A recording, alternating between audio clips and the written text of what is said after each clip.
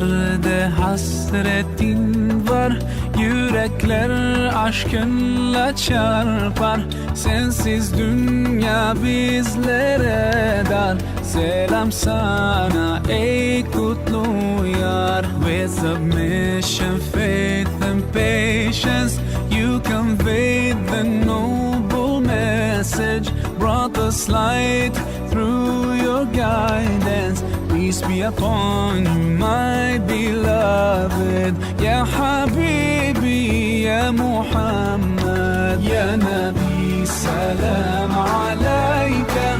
Ya Rasul, salam alayka. Ya Habib, salam alayka. Salawatullah alayka. Ya Nabi, salam alayka.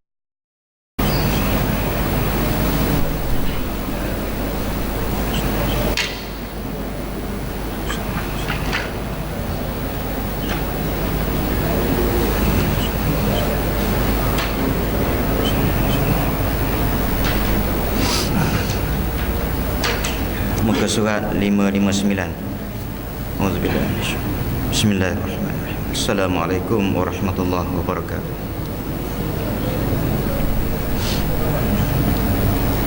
Semalam kita telah mendengar bahawa kejahatan yang dilakukan oleh manusia itu akan dibalas dengan satu balasan, akan direkodkan mengikut jumlah kejahatan. Kalau satu kejahatan maka satulah dosa, berbanding dengan kebaikan.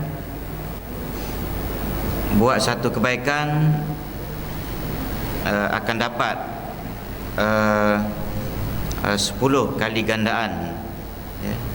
Pasal apa?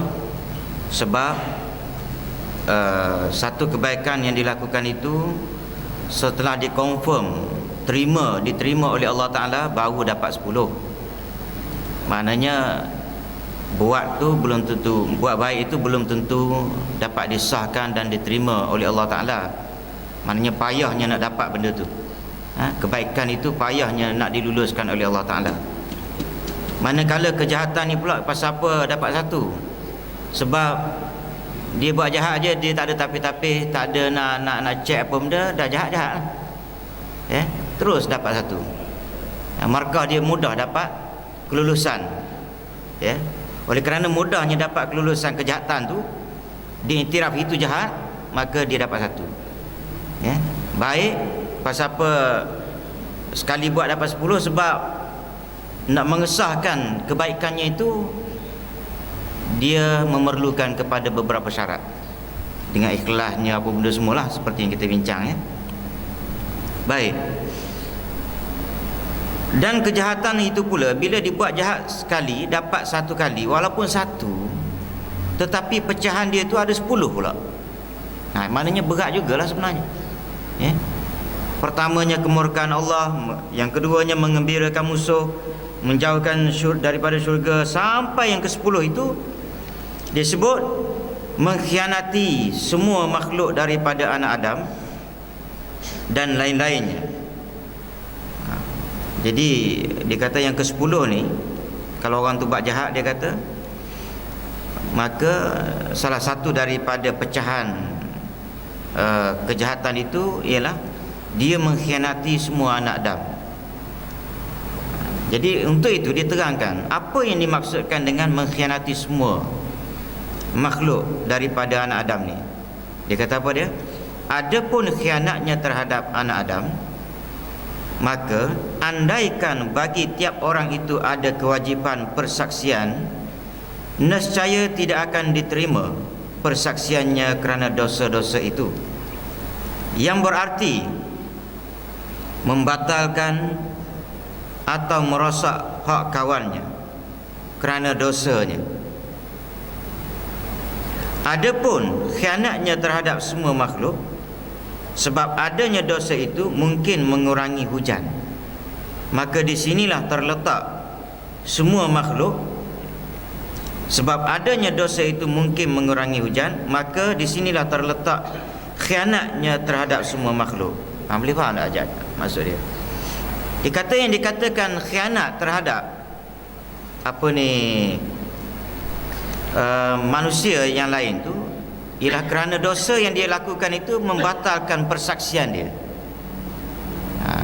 Orang buat dosa ni ialah kadang-kadang lah ada kes-kes yang tertentu dia jadi saksi, kan? Macam saksi nikah lah, kita ambil hak berat lah ni, saksi nikah orang jenis dosa kecil, ada pandangan kata tak sah dah persaksian orang yang berdosa, yang melakukan dosa kecil tu, tak sah dia punya persaksian, termasuk wali. Ni hak berat kan. Dulu saya ingat Dr. Basri ada terang dah sikit, dalam bab pernikahan, sebab itu dia nak dalam bab pernikahan saksi adalah orang yang adil dan orang yang bertakwa. Dia kalau tuan-tuan baca dalam kitab ataupun dengar ustaz-ustaz ajar, itu yang berat. Itu pandangan, nak kata berat dah, itu yang di dalam kalangan mazhab Syafi'i kita lah,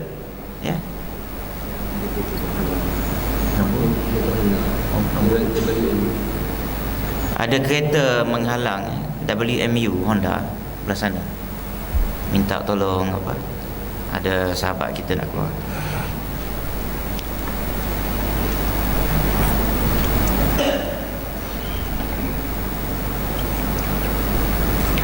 Okey. Jadi kalau ikut yang pandangan mazhab yang kata dia kata kalau jenis buat dosa kecil, apatah lagi dosa besar, tak sah pernikahan itu, maknanya bila tak sah, kawan tu yang berzina itu, yang berzina pula dah, yang bernikah itu dia jadi berzina lah. Ini kalau nak pakai hak berat lah. Tetapi kita dalam bab ni kita dah banyak dah longgarkan. Bukan saja nak longgar tak, kita ambil pandangan mazhab lain, imam lain, dia kata tak apa, kan? Macam dalam bab wali yang nak menikahkan anaknya tu, tak sembahyang, tak boleh jadi wali dah. Kalau macam tu bersepah, ya tak?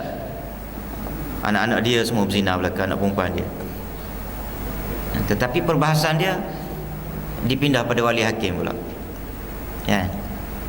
pindah pada wali hakim. Katalah kita bincang bab wali hakim. Wali hakim yang menerima orang panggil Tok Naib ke apa dia?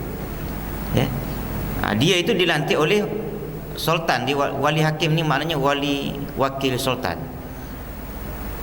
pemerintah. Kalau negara kita sultan. Dah kalau bincang bab sultan pula lagi teruk, lagi teruk. Tuan-tuan faham sikit lah maksud lagi teruk tu. Nak cari sultan hak baik ni payah dah. Adalah sikit-sikit orang kita tengok di Malaysia ni, ada satu negeri nak kata baik ke, yalah terpulang pada orang. Orang kata kalau dah pakai jubah tu baik dah tu, baik cara ala sultan, tapi perangai dia mungkin ada yang tak elok juga. Tapi sultan lain tak pakai jubah, dia pakai jubah.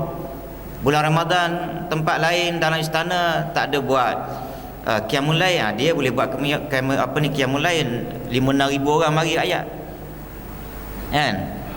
Kalau hari raya korban, dia sembelih, sultan lain tak sembelih. Okey baik dah kan. Jadi nak ceritanya dia yang bagi kuasa, dia pun lintang pukang dari sudut agama dia, kan? Lagi haru biru, kan? Kita nak bercakap tentang sah ke tak kita punya perwalian itu, mewalikan anak dalam bab nikah kahwin. Jadi yang dimasukkan di sini, ini kitab tasawuf. Kitab tasawuf ni dia ambil satu pendekatan yang agak rigid. Dia kata kalau yang dimaksudkan di sini, dia kata mengkhianati makhluk anak Adam ni, dia kata inilah bab saksi, termasuk saksi-saksi dari sudut saksi yang kes-kes kriminal, jenayah. Dalam Islam ketat, tengok kes yang hudud saja. Jenis-jenis orang panggil tak jelas sembahyang kedak tu, talak terus, walaupun dia memang nampak betul pencurian yang dilakukan oleh orang tersebut, kemudian perzinaan dan sebagainya, ya.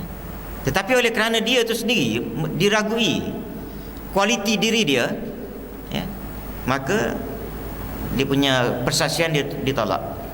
Tapi sekarang ni dia tak kisah dengan benda tu, terima belaka, sumpah betul ke tidak tak tahulah, ya.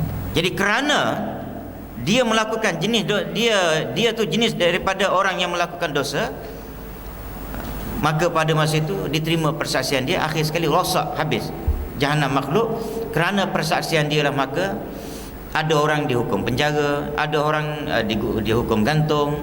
Ini dia yang dimasukkan itu, ya.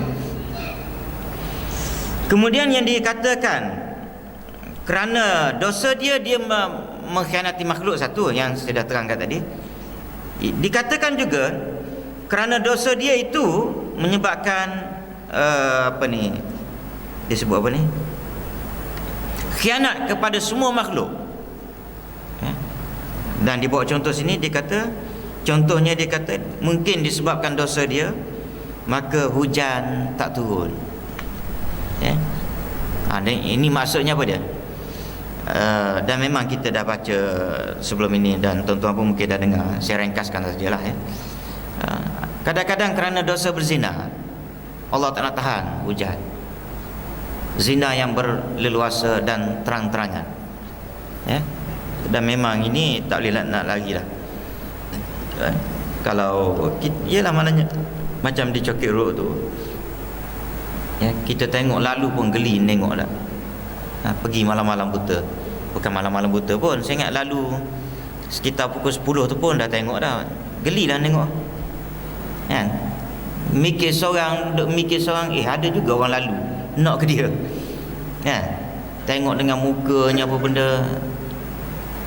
Tapi itulah maknanya suasana akhir zaman, ya. Jadi kerana dosa yang dilakukan itulah maka Allah Ta'ala tahan hujan, seksa makhluk lain. Makhluk lain tu apa dia? Kucing, binatang-binatang lain, termasuk pohon-pohon kayu. Tak ada hujan, habis dia pun mati, ya. Cuma oleh kerana dia pohon kayu ni tak tahulah seksa ke tak. Tentunya kalau kucing ke apa benda tak cukup makanan, seksa lah juga, nak mati tu lambat, ya. Kemudian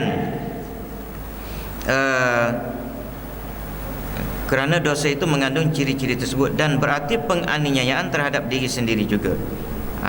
Penganiayaan terhadap diri sendiri ini biasalah, ya. Juga diterangkan bahawa sebakhil-bakhil manusia ialah yang bakhil terhadap keselamatan dirinya sendiri, sebab seorang yang berbuat maksiat, dosa itu berarti membinasakan diri dia sendiri, ya. Khasiru anfusahum, merugikan diri mereka sendiri. Ini saya ingat, ya, kita dah banyak dah sentuh ni. Seorang hakim berkata, awas dari dosa, kerana dosa itu sial, dan sialnya bagaikan peluru mortar yang memecahkan dinding ketaatan, lalu memasukkan angin hawa nafsu dan memadamkan pelita ma'rifat. Ini bahasa tasawuf lah, ya. Dia kata awas daripada dosa, sebab dosa ni sial. Dia ni macam peluru mortar. Dia memecahkan dinding ketaatan, hancur lebur, tak ada mood nak buat ketaatan, ya. Bila dah buat maksiat tu dia jadi tak ada mood, ya. Kemudian angin hawa nafsu masuk dan memadamkan pelita makrifat pada Allah Ta'ala. Bila dah kata orang pecah dinding, orang panggil pecah dinding ketaatan tadi, tak ada kemanisan buat ketaatan, tak ada minat. Mula-mula dia jadi tak ada minat. Orang tu lawan minat juga buat ketaatan, tapi bila dia buat tak ada kemanisan, tak ada zuk orang panggil, ya. Orang baca Quran cantik macam mana sekalipun baca Quran, kalau orang tu tak ada kemanisan iman, dia berasa tak ada apa, ya. Tak ada apa, dia rasa kosong je. Tapi orang tu setengah orang yang ada iman, Allah Ta'ala bagi rezeki iman kepada dia. Dia dengar orang baca Quran walaupun dia tak faham, apatah lagi kalau faham. Walaupun dia tak faham, dia terasa tenang jiwa dia, ya. Itu yang kita nak jaga diri daripada melakukan dosa dan maksiat. Dan bila dah dinding ketaatan itu pecah, maka masuklah angin hawa nafsu, yang mendorong kita buat terus benda maksiat. Lalu akhir sekali tak nampak Tuhan, berasa macam Tuhan tu ada ke tak tahu. Tapi orang yang ada yang ada orang panggil kemanisan iman, dia berasa Tuhan tu macam duduk berjalan dengan dia, duduk je, duduk nampak ke dia. Bila sebut tentang ini ayat-ayat tasawuf lah ke ni. Semalam ada satu dalam WhatsApp, ada satu orang ustaz, dia kata panel ada sebuah jabatan agama lah yang jaga agama di Malaysia ni memutuskan bahawa disebut dalam tu lah, dalam WhatsApp tu disebut bahawa perkataan Nur Muhammad zikir tu, Nur Muhammad tak boleh dipakai, maknanya menyalahi akidah. Hasbi Rabbi Jallallah ma fi qalbi wairullah Nur Muhammad sallallahu. Nur Muhammad ni apa dia? Nur cahaya. Muhammad Nabi Muhammad. Jadi cahaya Muhammad. Dia kata keputusan tersebut sebut Nur Muhammad diganti dengan Nabi Muhammad. Kalau nak berzikir jugalah dengan zikir tersebut, Hasbi Rabbi Jallallah. Hasbi Rabbi pun di komen juga. Jadi dia orang campak dalam WhatsApp perbincangan itu. Kebetulan saya ni salah seorang lah daripada orang yang ada dalam tu. Jadi hak dalam tu, dalam WhatsApp tersebut dipanggil ialah golongan ustaz-ustaz belaka. Jadi ada hak kata memang dia kata tak kena Nur Muhammad tu tak betul. Apa pula Muhammad lah, Muhammad tu nabi jangan duk kata Nur. Jadi saya tengok perbahasan tu, saya mencela sikitlah. Saya kata nak bincang benda-benda lagu ni boleh, kalau kita setakat ustaz biasa tak padan nak bincang. Sebab benda ni Hasbi Rabbi Jallallah ma fi qalbi ghairullah, apa benda ni semua ni Nur Muhammad sallallahu ni zaman dulu daripada ulama yang hebat-hebat dulu lagi diamalkan. Jadi ulama dulu dia ada apa dia? Saya sebut dalam tu dia ada ilmu bahasa Arab yang cukup tinggi dengan ilmu balaghah dia. Kemudian dia ada ilmu tasawuf, bukan setakat ada ilmu tasawuf, mengamalkan ilmu tasawuf. Jadi kalau kita ustaz-ustaz sekarang ni, saya sebutlah kawan-kawan Melaka, tak bercakap ni dia dalam perbincangan komputer. Kita tahulah orang ni cakap gini, orang dia sekarang dia nama dia WhatsApp. Mungkin ada setengah dia tak pernah guna WhatsApp kan. Jadi saya kata kalau kita ni jenis tak pakar dari sudut ilmu bahasa Arab dan tak tahu, tak belajar sikit-sikit ilmu tasawuf, tak layak nak bincang. Dan saya sebutkan di situ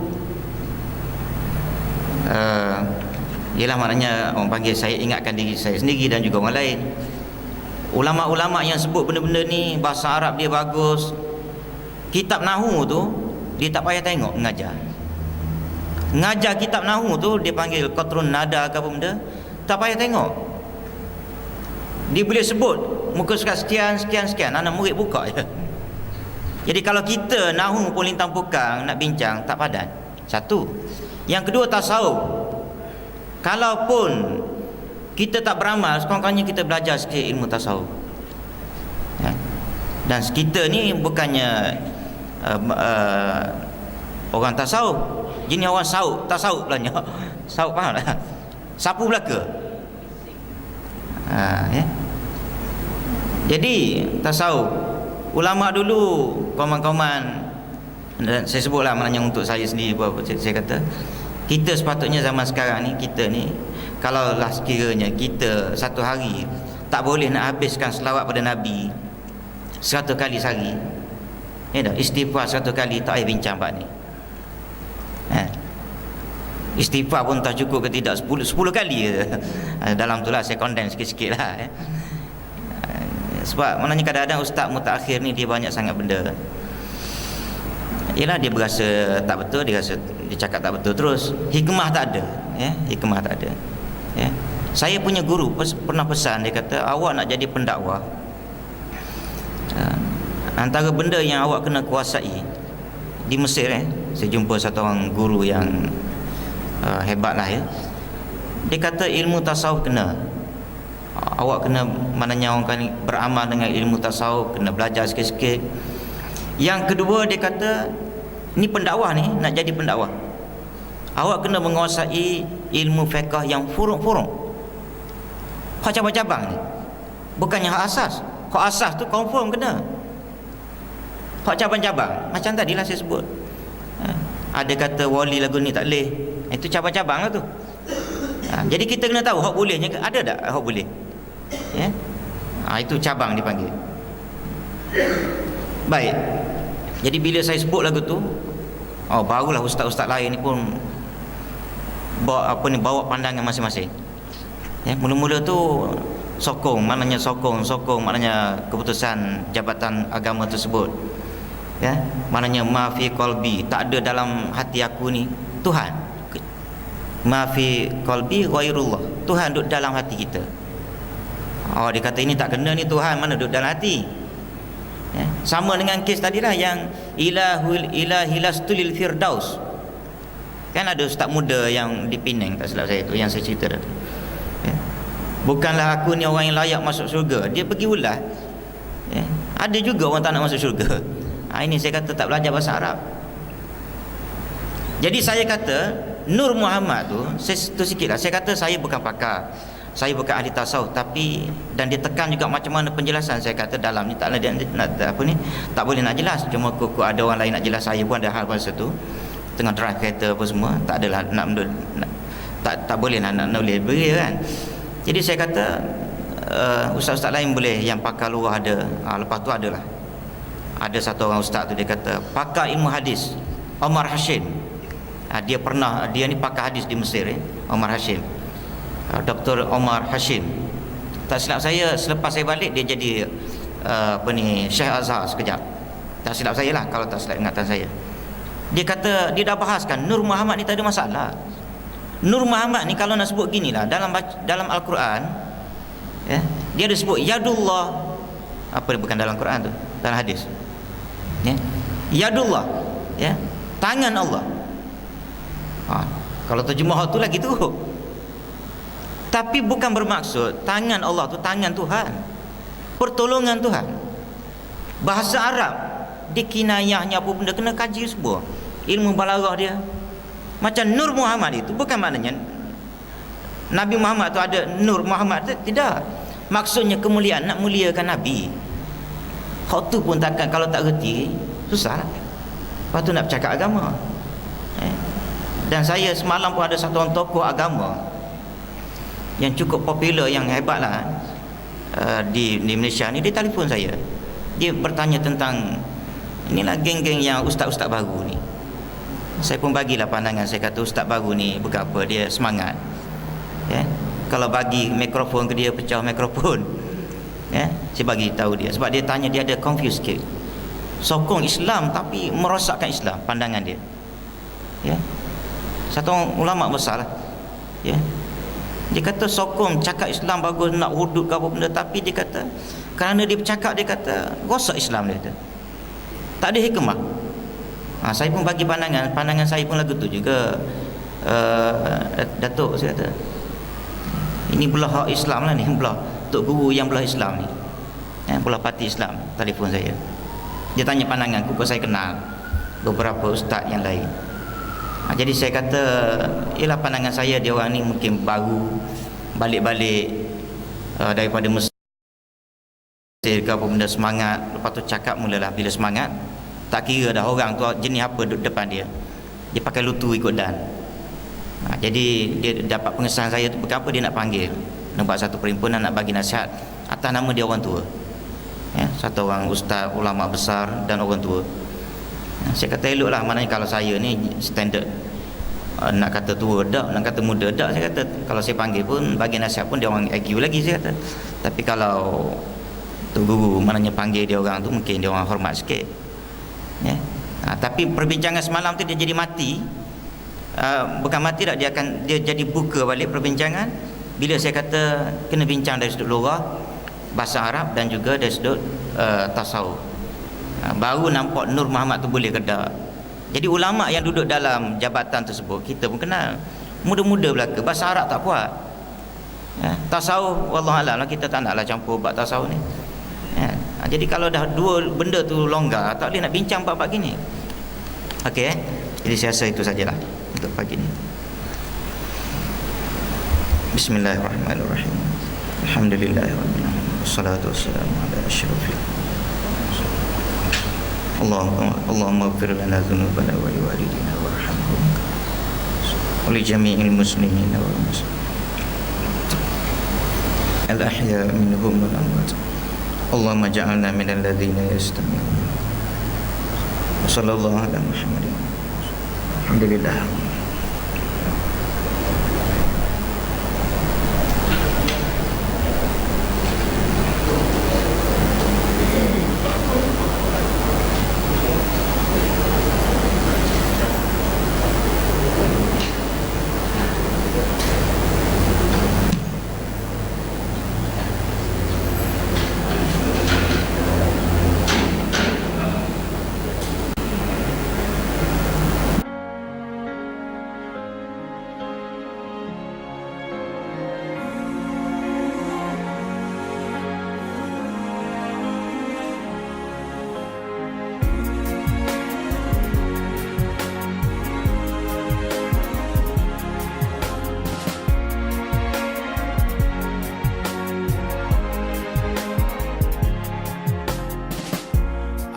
So far from you,